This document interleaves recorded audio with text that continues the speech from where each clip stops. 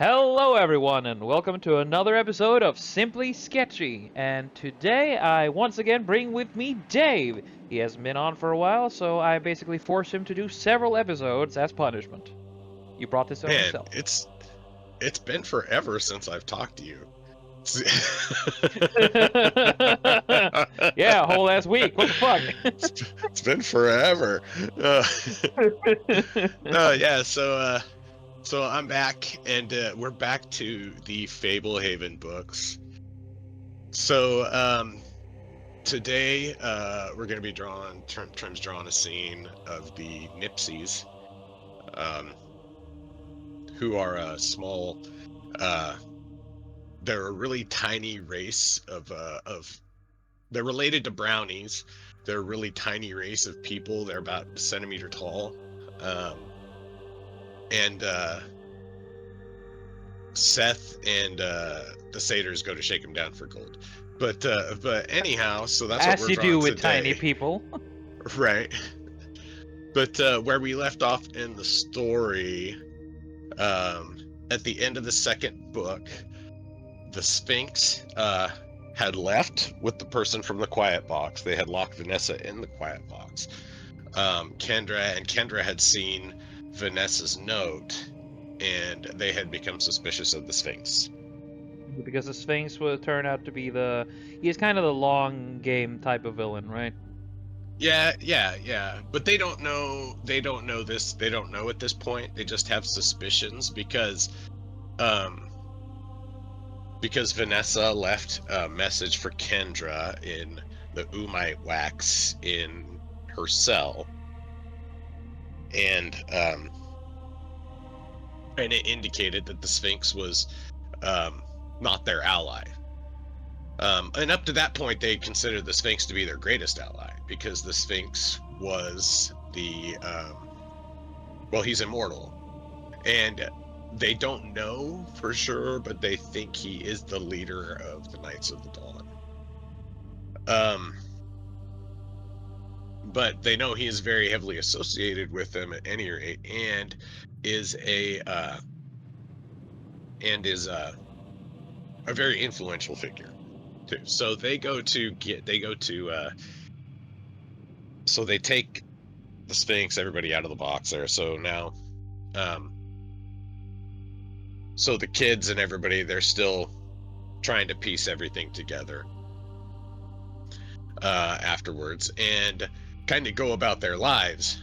And so Seth is hanging out with the satyrs because Seth and the satyrs are, they're buddies, but also That's like a they're rock business band, partners. Yeah, Seth and satyrs, yeah, right. So Seth is selling them batteries for their portable TV, and he's selling it to them in gold.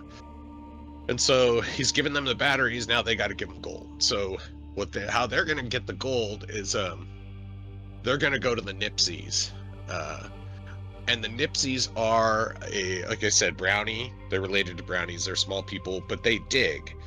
And they live under a hill. So they dig up gold. They dig up gems. They dig up all this stuff. And then they have, really nice stuff because they know how they're good artisans or craftsmen and stuff. And the way that they talk to the satyrs is through this horn, because obviously they can't be heard otherwise.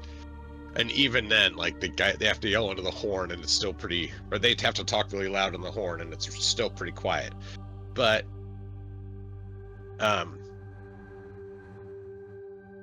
Noel and Doran, being the the stand-up dudes they are, have kind of positioned themselves as like God to the satyrs in a way. So there's statues of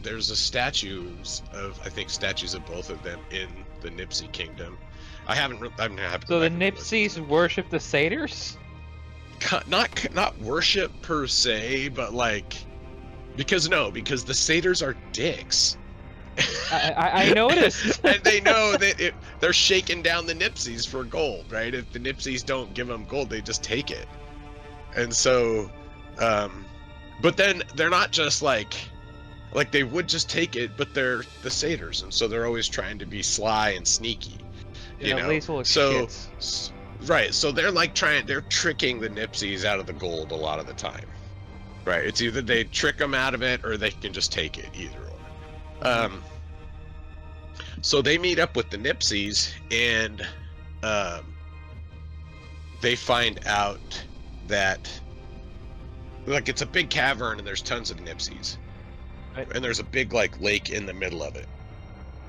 And they find out that the Nipsies on the other side of the other side of the kingdom, the other kingdom of Nipsies on the other side of the lake, are going to war. Have decided they're going to go to war, and they want to conquer the other tribe and like take all their land.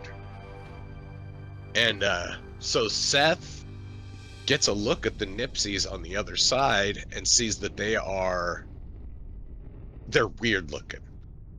Like the regular Nipsies are, you know, I mean, they're standard looking fae folk, and these guys are somehow twisted and ugly. They're Like kind of like there's just something the wrong with evil them. fairies then. Yeah, they're darkened, right? So, and this is the first sign they get that there's something going on in the preserve. And so Seth and Newell and Doran go, they go and see the other Nipsies and see what's going on. And they've got a war fleet going. And Oh no, a like they're war not fleet of exceptionally tiny people. of tiny things, yeah. But I mean, but they're getting ready to go in and destroy the other kingdom. And the Nipsies are supposed to be like incredibly peaceful creatures or beings, right? Like they're kind of like dwarves left on their own. They just want to mine. Yeah. So they just mine and build stuff and build their kingdom and mine and dig and build their kingdom. And So what you're saying, it they really just wouldn't do anything but mind. They don't mind. yeah. So all they do is just you know, they stick to themselves. They don't do you know, they don't interact with other fey creatures if they can help it. You know, they don't need to. They're just in their own kingdom under a hill, you know, and not like a big hill, because they don't need a lot of space.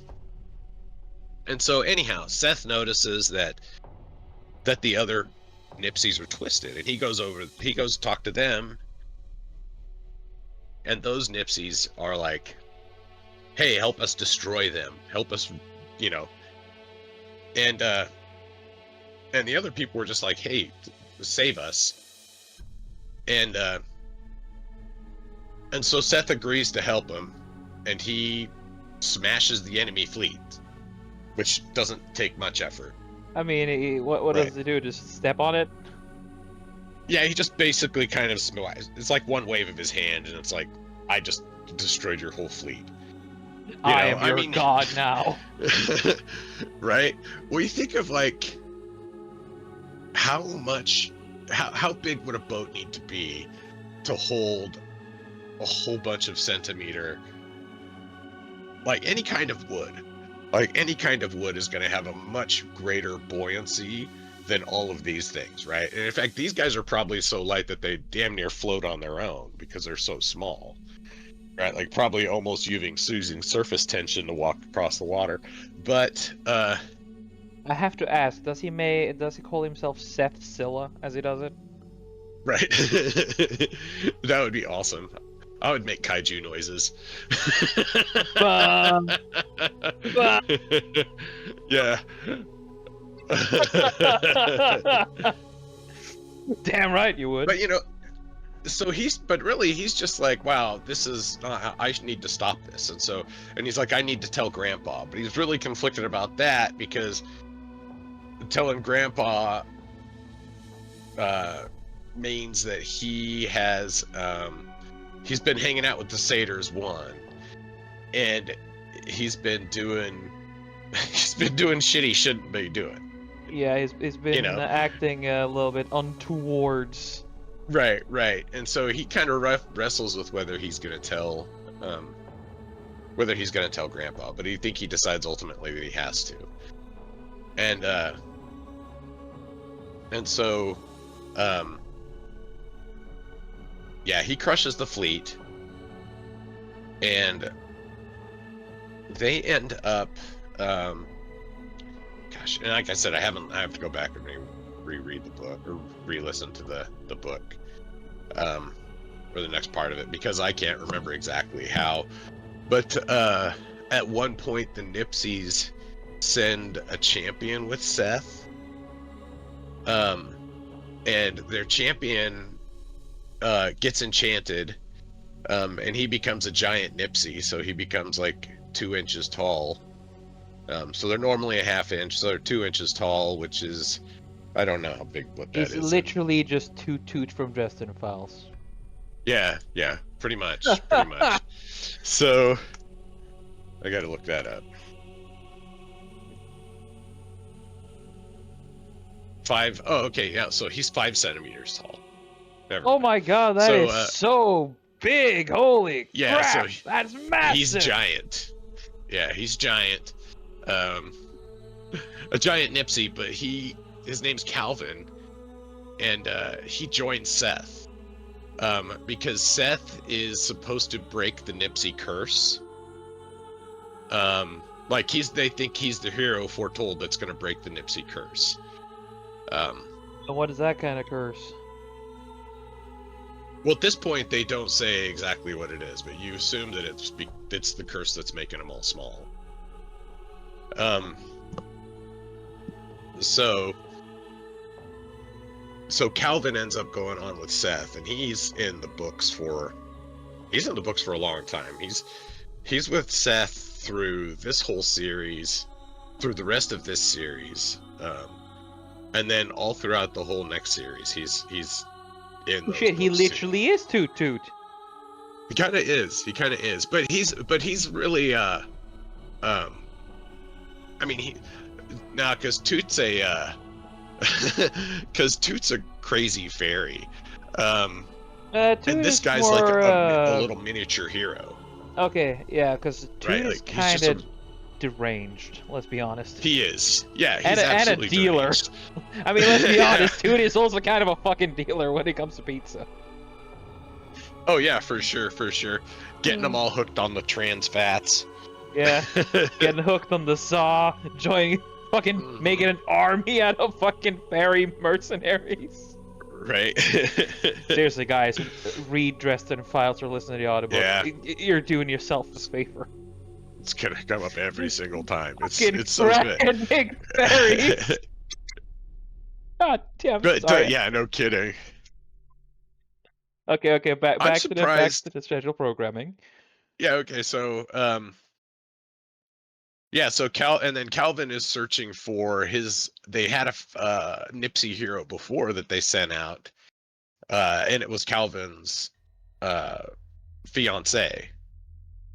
And so he's like he's got like 2 duties, because he wants to find his fiance, and he wants to you know help break the Nipsey curse. Right. So it's both a duty and personal. right. But yeah,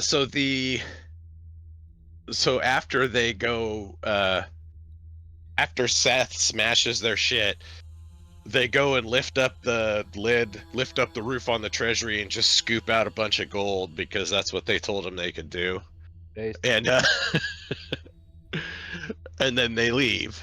And that was the first time Seth noticed that something was wrong, and he wanted to say something, but he didn't. He didn't right away. He didn't say anything right away. But he did eventually.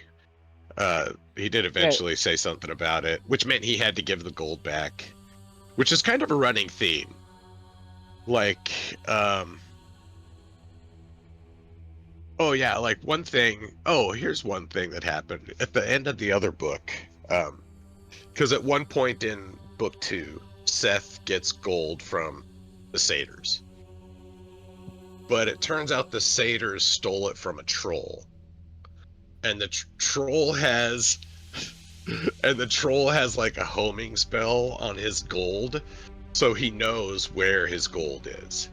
The troll And comes for the so troll toll. right. And so they took the gold, the troll's gold.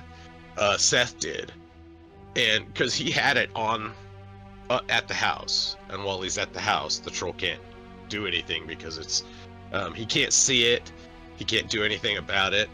But when they left, they put the gold outside of the house and in a place where they would see it. And so Errol and Vanessa stopped to get the gold. And when they got it, the troll found him, and they had to fight him off and give it back to him.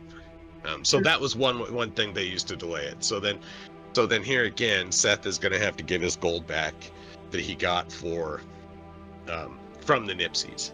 So the running theme is that Seth will always get gold, but he always has to give it up, eh? Yeah, something will happen. It's something of his own, largely of his own doing will make him have to give it up. So it's one of those character building things. But and so after he goes back to the house and everything, Seth starts hearing voices. I mean, that's kind of and he starts hearing voices of like whispers and stuff like that. Starts hearing these voices, and he's not sure what it is, and then eventually he figures out that it is some of the dark creatures from that are in the dungeon.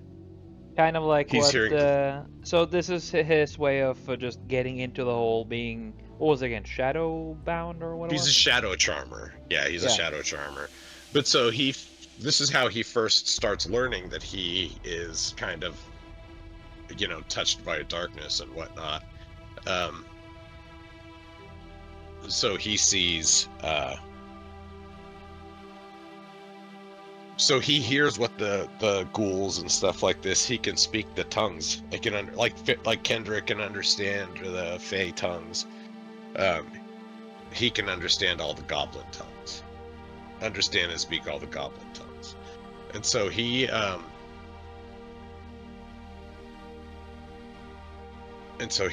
is learning how to just learning more about this, his powers and everything like that. And then at some point, I think it's Tanu and Coulter go out to do something, to explore, and they disappear. They can't find him. But Seth can see them as shades. He can't hear them, but he can see them as they're like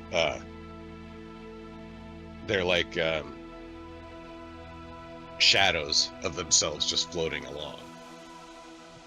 And that's when they learn more about this shadow plague.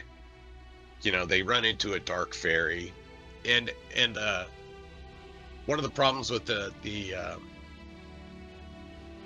shadow plague is that creatures that even though they were darkened, if they had permission to come on the property, they still could. So the fairies,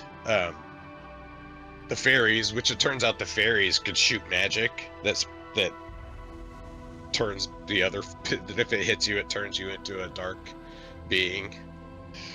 And it's not like because normally like a dark fairy is an imp.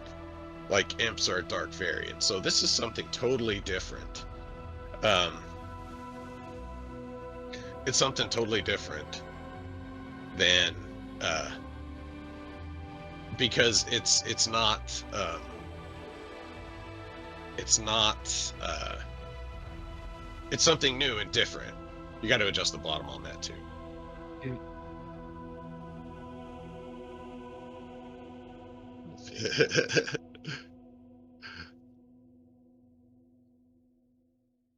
Right. Yeah, because it's something that's turning, you know, normally light creatures um into evil beings, Mm-hmm. or into darkened or fallen creatures. And so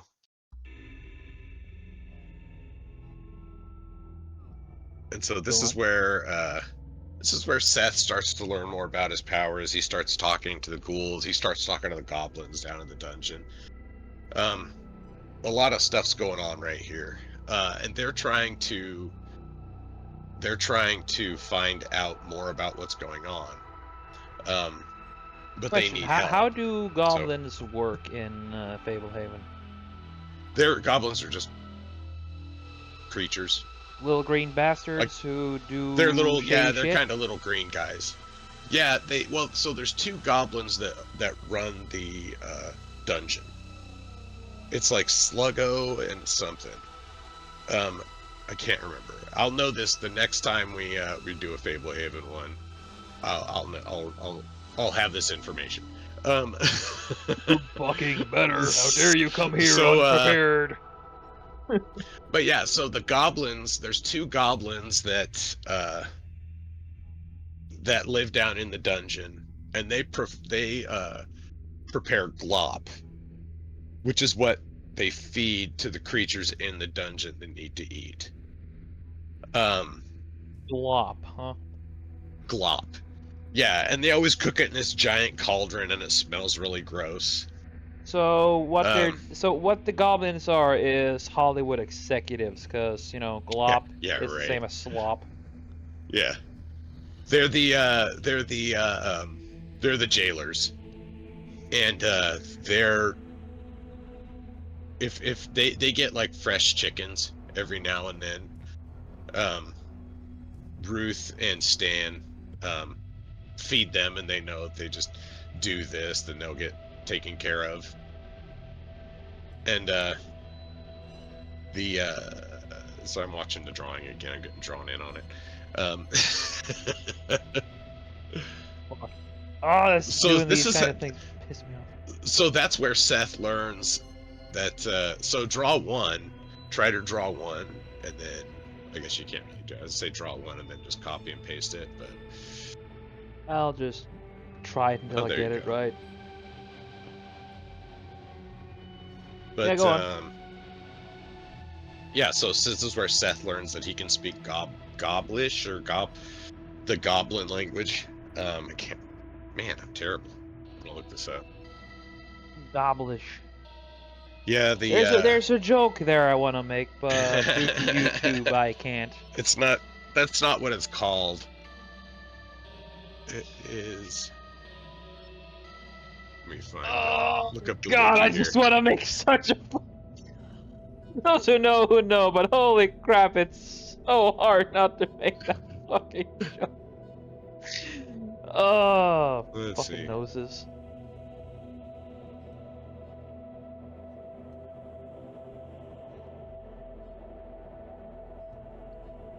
Let's see.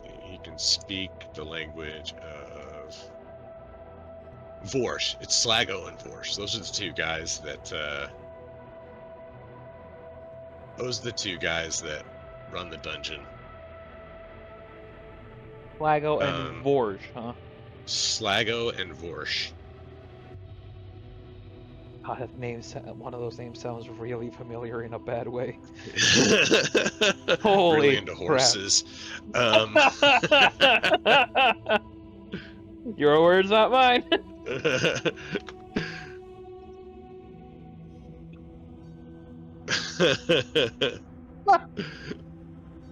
That was But funnier yeah, than it had so to be. Go on. I'm gonna have to do more research on the book, but that's the so the overall of this book. I'll just do a brief synopsis of it without giving away too many spoilers. Is that um, the preserve is getting overwhelmed by a shadow plague, and they have no idea how to stop it. So and while this is going on, Kendra and Warren get called away by the Knights of the Dawn. And they get sent on a mission to a preserve called Lost Mesa, which is one of the 7 secret preserves, or 5 secret preserves. And it's in Arizona. And they go there because they need to retrieve a magical artifact there. Which they don't know exactly which one it is. I think they may know what it is, but they go there to get a magical artifact. And while they're there, she gets sent there with a guy who's a dragon tamer. He's the son of a very famous dragon tamer named Charlie Rose. His name is Gavin. And Kendra kind of crushes on him. He's kind of an awkward kid, but he's a dragon tamer. So they think that one of the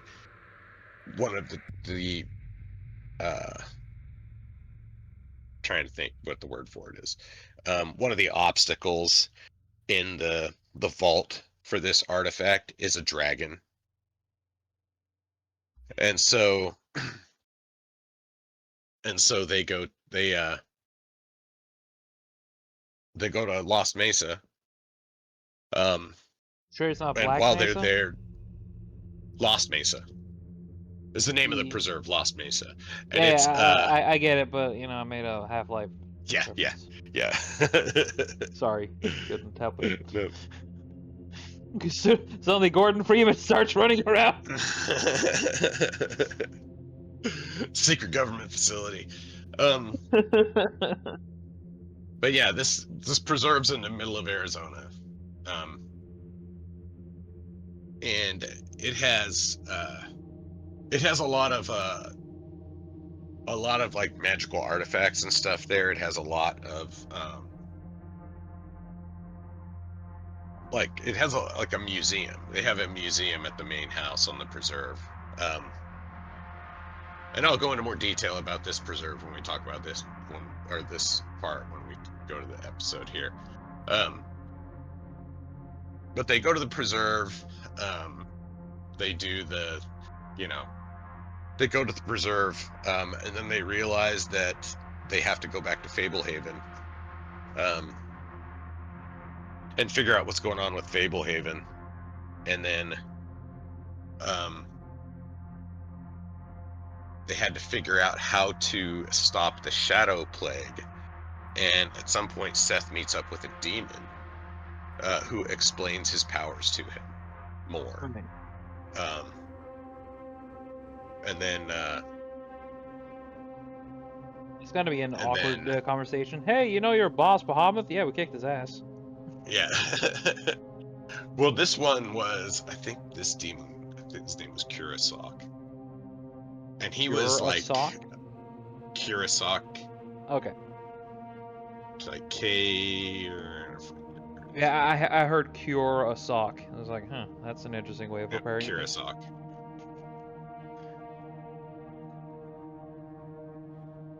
Okay.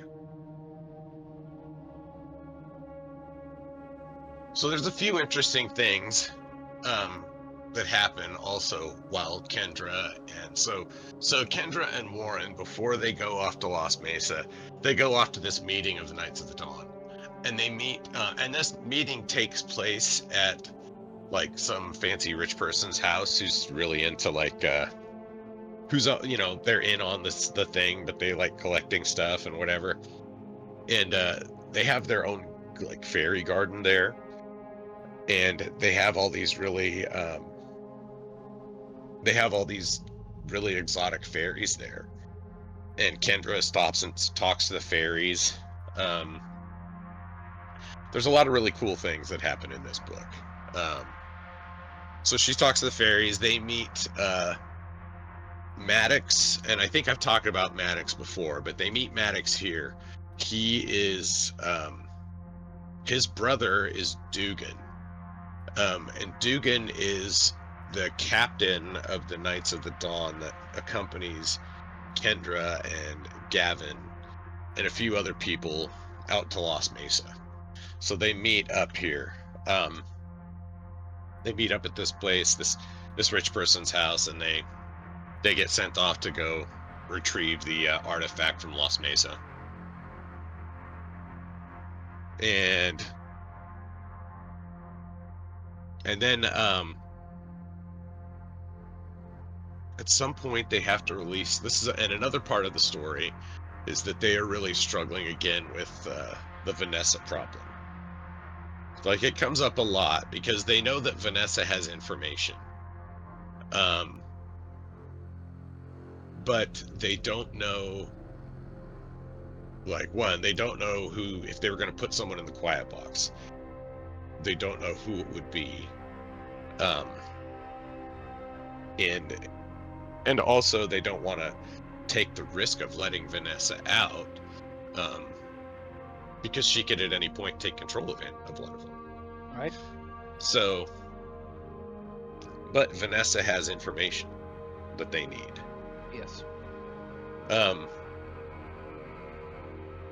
So, and at some point, they have to go out to. So the preserve, Fablehaven, is huge, and there's lots of different regions in it, and one of the regions that they end up having to go to through the course of this story is the Centaurs' kingdom, and they have to go to the Centaurs' kingdom and steal something from the Centaurs, which yeah. So, which the Centaurs are not strictly, their part of the treaty is different than the rest of the treaty, because the Centaurs have the rights to kill people. The Centaurs can kill people if they piss them off or if they wrong them, and the Centaurs are also very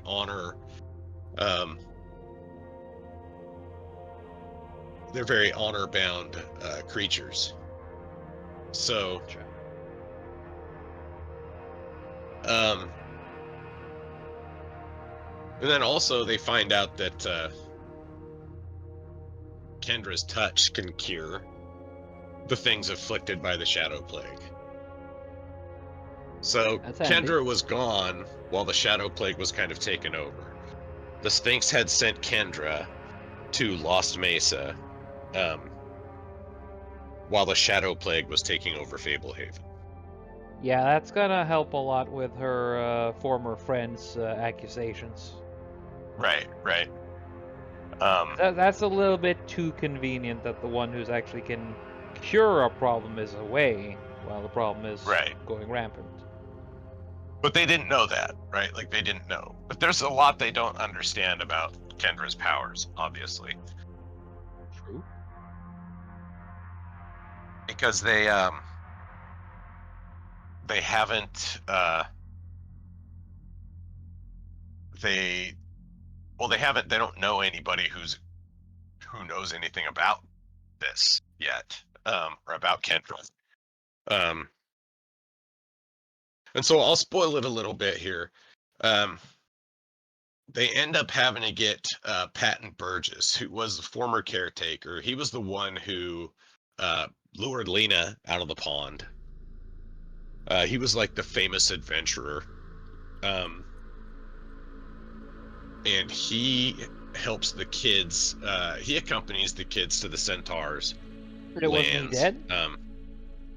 So he ends up coming back, not from the dead, but as it turns out, the artifact that was at Lost Mesa, or supposedly at Lost Mesa, controlled time.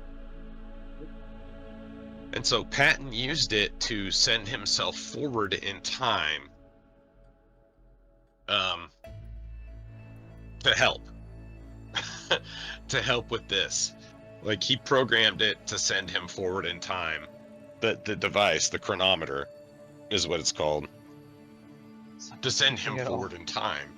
Yeah, so he could And it ends up being this little, like, it's a little ball with dials and buttons and stuff all over it. It's a little mechanical thing, so it's really hard to figure out how it works or to decipher how it works.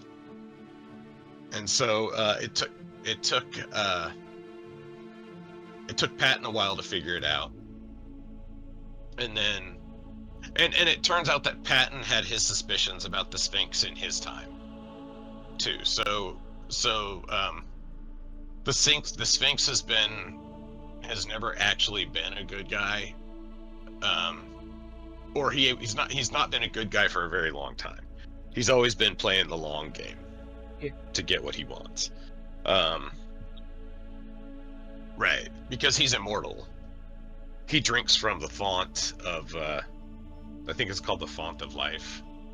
Can't remember. He drinks from that and becomes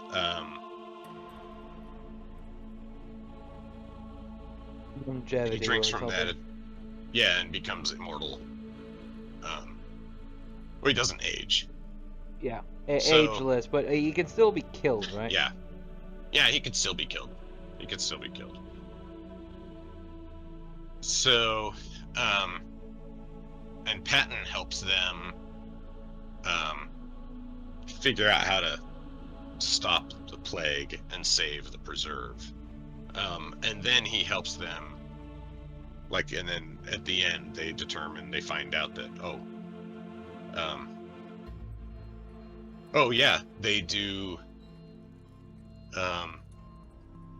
They oh crap, I was just looking at something. Yeah, he realizes at the end that he is the bad guy. They're like, oh, we can't trust him. And this book has some really touching points to it. Like a really beloved character actually dies in this. Oh. And I won't spoil that until we get to it. But it turns out that the shadow plague, the issue they're having, is because of the nail. It's The Revenant nail? The Revenant's nail is, Oh, and it wasn't the Revenant's nail on its own. It was used to create the plague. It was used by the person they pulled from the Quiet Box. yeah, to create- the suspicious guy, right? Yeah, the very suspicious guy.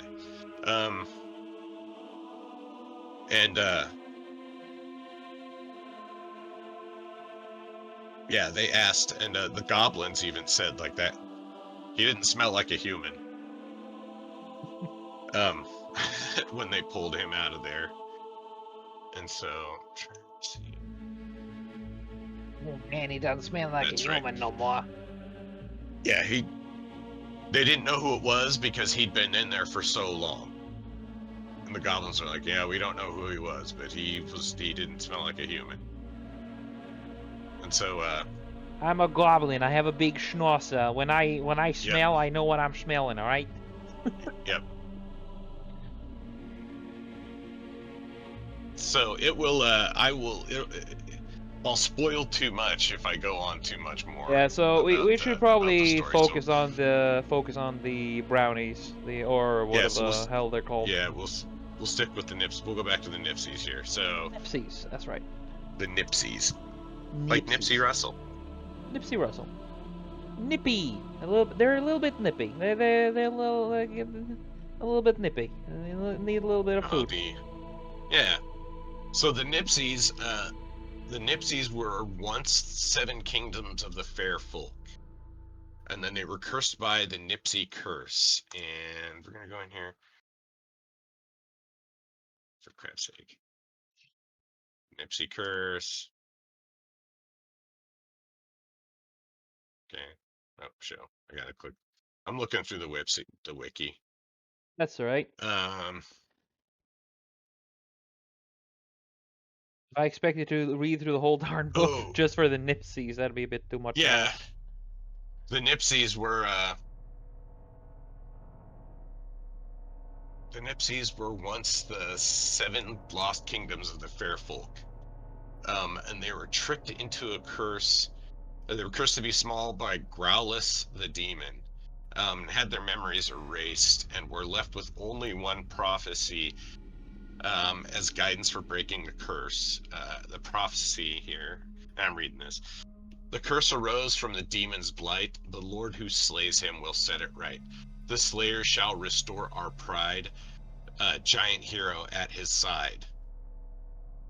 And so that's when Calvin, that's how Calvin comes into it. He's the giant hero. Yeah. So oh, he's 8 centimeters tall. Sorry. So he's Wait, more. He's 3 more centimeters tall than I thought he was. Sorry. Yeah. So he's 8 nice. centimeters tall. He's You absolutely you can do a gigantic. lot. You can do a lot with 8 Yeah. centimeters. Totally, dude. Yeah. It's not about the size, So it's how you use it. okay. Ah, Oh, okay. Yeah. Growlus. Growlus was a demon that was dying. oh, He was well, he was called the Lord of Filth, and the Curse Bringer. So he was kind of like a Nurgle type demon almost, you know. He was like a dragon looking thing, and he was dying, because he, got after too all the filthy. years, and he couldn't be, he's confined to this cave, and he can't, go out and gather power and everything. So he's being consumed by his own like rot. He's being Interesting. consumed, and so he's dying. And so when Seth talks to him, he tells Seth about being a shadow charmer and his abilities and what he'll be able to do.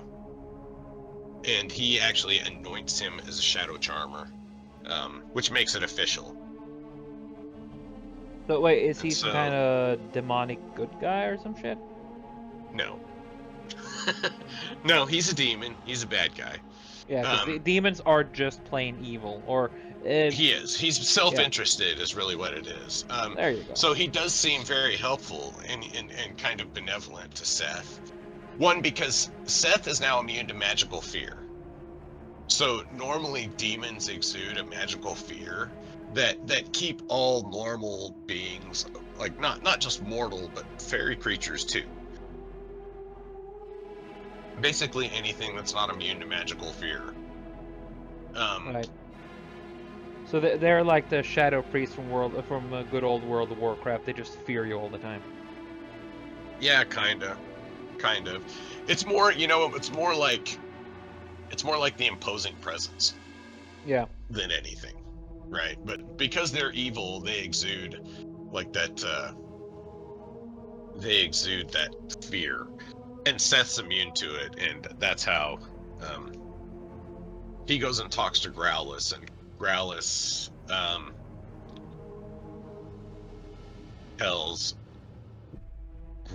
tells them about the curse that's going on. And Because he he was has the one who cursed the agents. Nipsies, or he just knows about No, it? he knows about it, yeah. Okay. So, he knows about it. And so, let's see.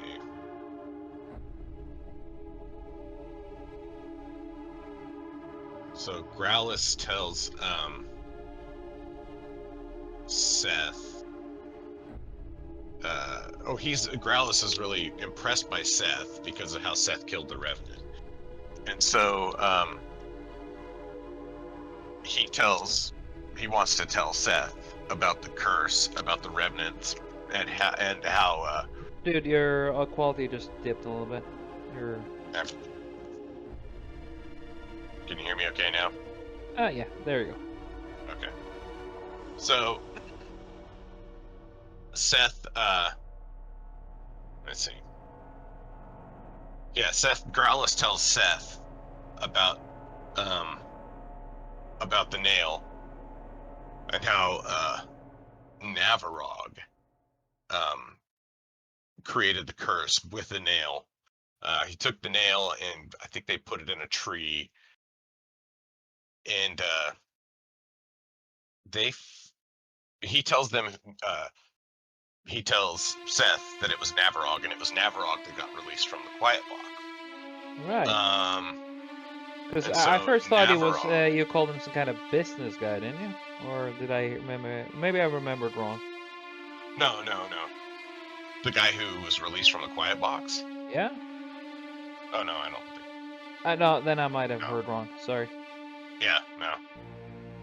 I don't know. I can't vouch for what I said earlier, even if it's on recording. Um, Dude, that goes double for me, dude. I don't even remember what I said yesterday. So he tells them, he tells Seth that it was Navarog, and Navarog is a dragon. He's actually a dragon, but he's a demon prince because he's so evil that he's just basically he's recognized as a prince by the demons.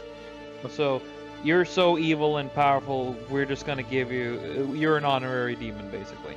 Right. That's kind of badass. And that's how, but you think that's how powerful that Quiet Box was, is because it's held that guy for a long time. Yes, it's For a basically really long time. Since before the power. Well, it just puts him in stasis. Since before the preserve was a thing. They brought the Quiet Box onto the preserve with him in it. Yeah, and he's a super powerful demon prince. So it's kind of interesting. I do like when you do a little bit of get a little bit deeper into it, because to me the most interesting part about any story is the antagonistic force, be it villain or like the thing that the heroes have to defeat. And Right. here, when you got something, a little bit of a preset, hierarchy, and then you realize that, oh yeah, but they do recognize power as well, and then you have something that's a little bit outside of the usual standard, but hey, a dragon is still powerful, and if he's evil enough, then he's recognized as a demon. That's cool. Yeah, and I already mentioned that wizards are ascended dragons. Yeah. They're dragons that learned how to, so they're ultra powerful, and like wizards created the Quiet Box. Like wizards, the wizards helped create the treaties that establish the preserves. Right. Like the wizards basically had enough power that they could constrain the dragons if they needed to, and they definitely constrained demons, you know, because the demons were locked away in the demon prison by wizards.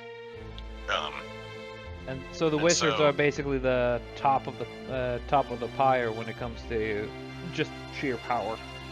Yeah, for magical power, yeah, wizards are right up there with they're like one of the most powerful.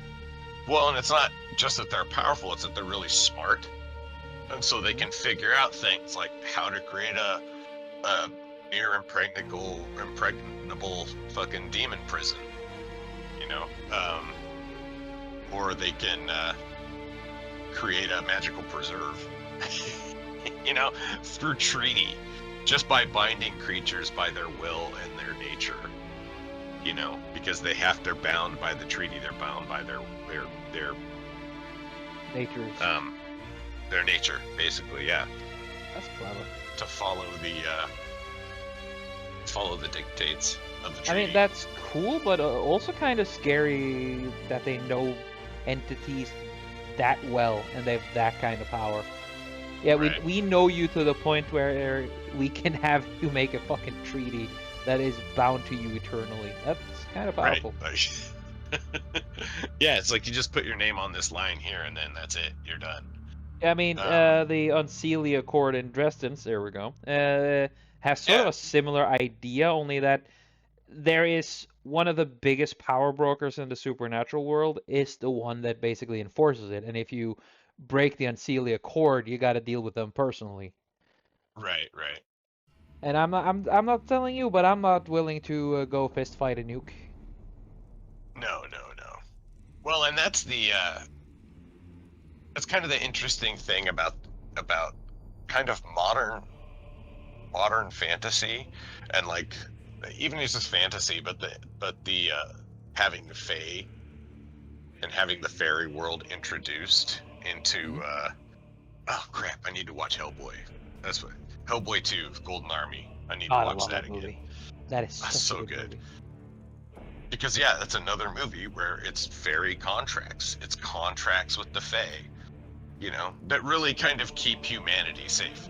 It keeps Yeah, and both safe. It it's not keeps just that, humans but and it keeps the Fae creatures safe. it turns the Fae. It's a proper Fae, not the modern retarded elves. It's actual Fae creatures. Right, right, right. Yeah. Yeah, no, like yeah, magical creatures. Yeah. Or, creatures we perceive to be magical. And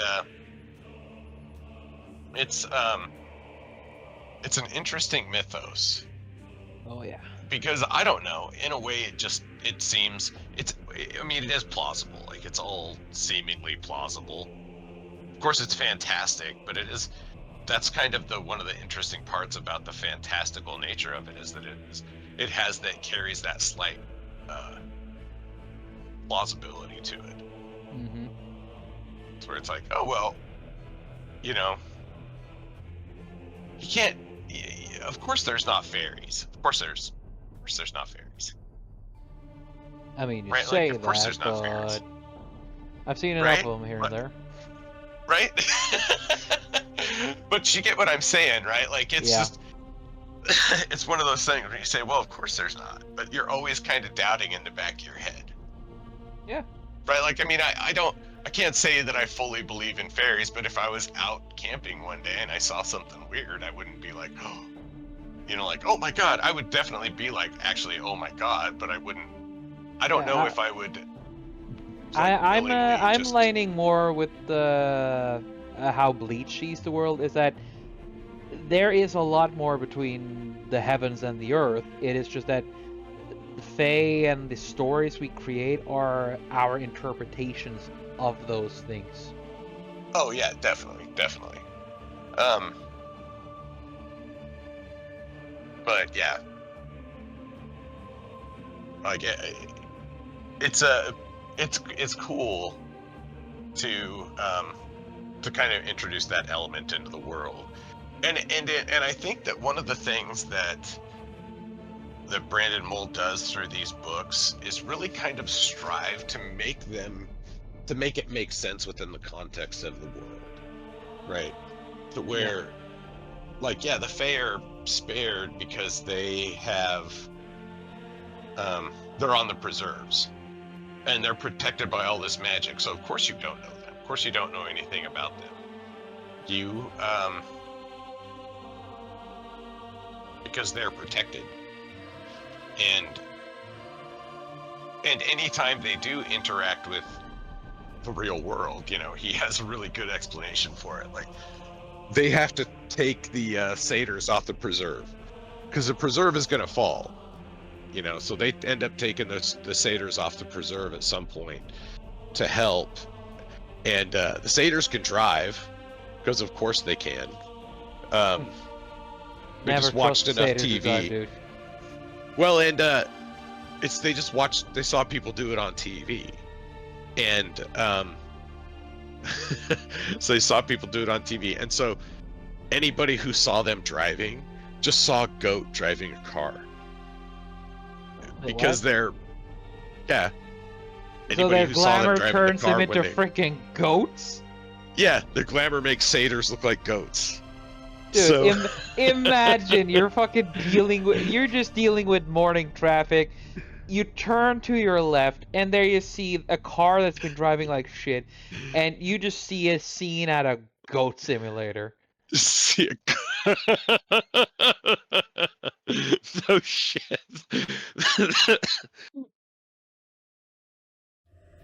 IRL goat simulator. Oh, Yeah, that would be hilarious.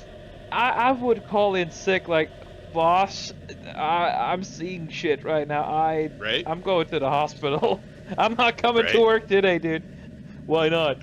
I'm seeing goats drive cars. I just saw a goat driving a car. Yes. Oh, you know, that okay, so that on a kind of different note but similar, right? So I was driving to work today. Oh God, did you see a goat Um, drive a car?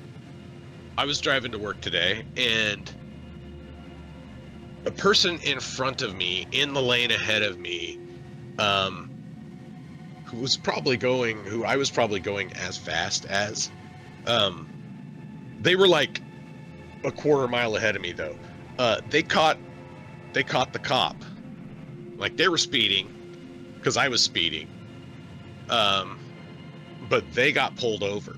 The motorcycle cop nailed them instead of me. And so now that made me wonder, like, did that make my day better or worse? Why? You know? Why would it Because, make it worse? well, because I just saw someone get pulled over. And, like, I just saw someone probably get a ticket for doing, like 15 over the speed limit. And, and that guy's day probably sucked after that, unless of course maybe the cop gave him a warning and let him off because it was the day before the 4th. But it could very well be that the cop gave that guy a $200 speeding ticket. So, Wait, only $200? well, it could be more than that. I don't know. I haven't got a speeding ticket for so long, I don't even remember how much they normally are. I never gotten a Which is speeding ticket because I wild. never get caught. Yeah, exactly. Yes, it's wild because I drive like a fucking maniac. Oh, I never drive I'm like a re- maniac. I'm perfect driver. oh no, I mean I I drive fast, I guess is really what it is. But the thing is like I drive the same route all the time. I know where the cops sit. And so I know where to Yes. look and see if there's going to be a cop sitting there. And if I see a car, if I see a glint at one of those spots, dude, I immediately like slow down. I'll slow down to 75. Speed limit 65 there. I'm usually doing 80. I'll slow down to 75 and get over because cops don't usually fuck with you if you're doing below like 75 or 70. I'll start slowing it down to below 75, Oh but yeah. they won't pull you over until you're generally going 10 over. Um, Exactly. and so and so I witnessed someone's day get worse right there, right? But it didn't happen to me. So it was like, whew, that guy saved me because if that guy wasn't there, that would have been me getting pulled over. I'm just gonna quote that movie from. Possibly. Just Actually, gonna quote the. Fuck. What's it called again? The eulogy from Dawn of the Dead remake. Better them than me. yeah. It is kind of like that.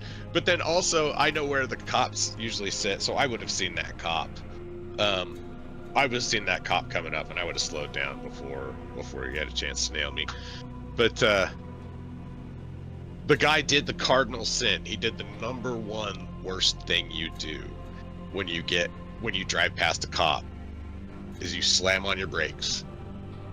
Do not slam on your brakes when you drive past a cop. If you hit your brakes when you're driving past the cop, that means you know you were speeding. You're admitting guilt right then and there, and he's like, You "Yeah, pretty much are. You're like, oh shit, I better slow down. Um, if you just take your foot off the gas pedal, like I always when I see a cop, I just take my foot off the gas pedal. Um, and I see people get pulled over. Like I don't get pulled over because when I see a cop, I drive like a fucking model citizen. Actually, I that's drive a little because you're faster some, smart, but Dave." right. But I saw, like, more than once, I've seen somebody get pulled over in traffic by me. Um, Yeah, I don't feel sorry for those people. I just laugh. I do, and yeah, I mean, I don't You know. sh I Here's empathize the with because thing. I know how If much it sucks to get pulled sure, over by the you can cops. have empathy for them, dude, but when they're dumb enough to get caught or unlucky enough to get caught, okay, Right. them's the breaks. Well, one dude But was you should totally have fucking like, you should have been no, doing one, you should have doing speeding better. Get good. no, one, for sure, dude. One guy, like, I was driving. There's a straight lane on the freeway, or a straight road. It's 4 lanes. Um, and I was driving. I was behind the cop. The cop was doing about 73. I was right behind the cop, doing like right around 70. I had my cruise. I set my cruise control at 70, and I was just right behind the cop. And some guy comes cruising up in the lane on the lane on my left. And and it was in the summer. I had my arm or my like my elbow hanging out the window, and this guy's driving, and I just stuck my hand out the window, was like trying to fucking let him know, like trying to Yeah. wave. I was put my arm out the window, and I was like waving, like stop, like slow down. But he just blew past me, and then he blew past me and got pulled over, and then another time. Oh my god, another time. This was so good. It was a similar situation. The guy was gonna pass. He came up super quick. Came up on us super quick. Saw it was the cop, and slowed down. And so the cop got over in the other lane and slowed down. And so he just stayed behind the cop.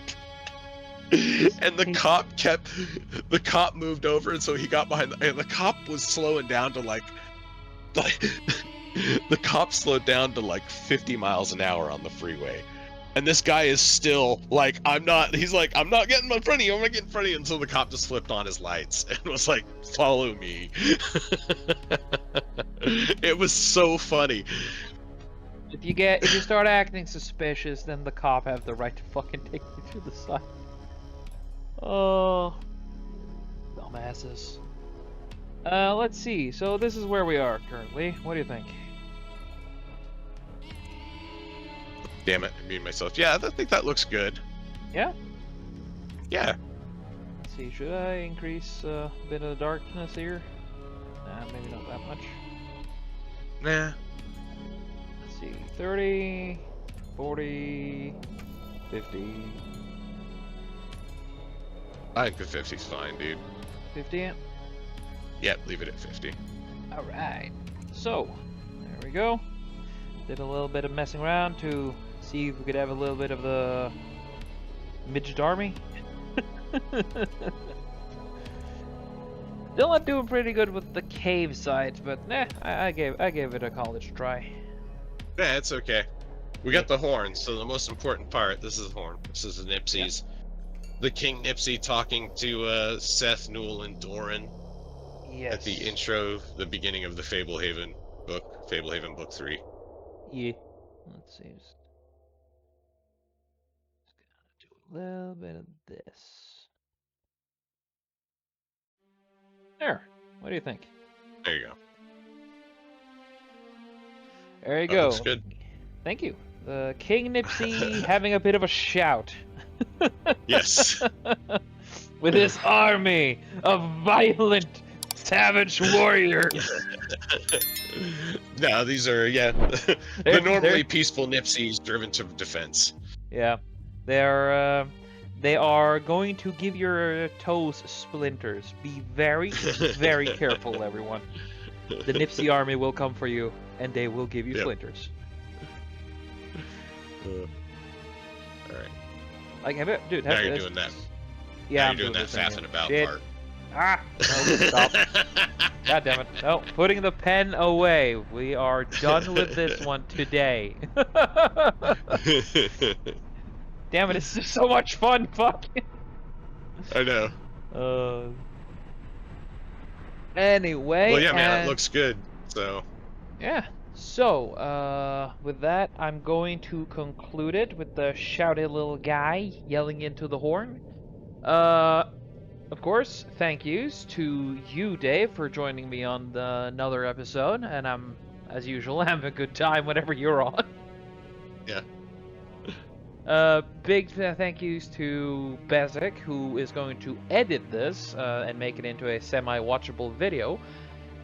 And of course, thank you to Rob Renato, who continuously let me abuse his music. Thank you very much. And of course, to everyone watching and or listening, thank you very much for spending your time here. I appreciate it very, very much. If you're interested in having me draw something for you, you can commission me either over Twitter or my Ko-Fi, or if you can find me on Discord. Just DM me and we'll just take it from there. And of course the regular YouTube thing. Like, comment, and subscribe if you feel so inclined. And once more, thank you, Dave, for joining me here. And have a very good day, everyone. Goodbye. Chataway, folks.